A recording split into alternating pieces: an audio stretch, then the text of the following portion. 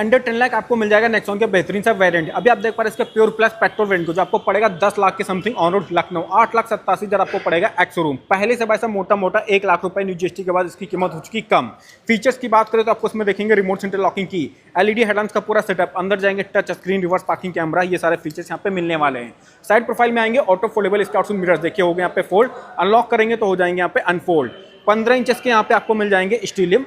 अंदर आइए आपको दिखाते हैं इसका पूरा पे डैशबोर्ड का व्यू, डुअल टोन में, नई वाली स्टीयरिंग व्हील, डिजिटल पूरा क्लस्टर, यहाँ पे टच स्क्रीन कैमरा मिलेगा, मैनुअल एसी मिलेगा, 2 एयरबैग्स मिलेंगे, चारों पाउंड के कंट्रोल्स, हाइट एडजस्टमेंट वाली यहाँ पे मिल जाएंगी इसमें सीट्स। बैक प्रोफाइल की तरफ आएंगे तो यहाँ पे आपको दी जाएंगी एलईडी बैकलाइट्स। ऑन रोड जाएगा 10,14,000 के आसपास ऑन रोड लखनऊ, इसका ये वाला यहाँ पे प्योर प्लस पेट्रोल वेरिएंट।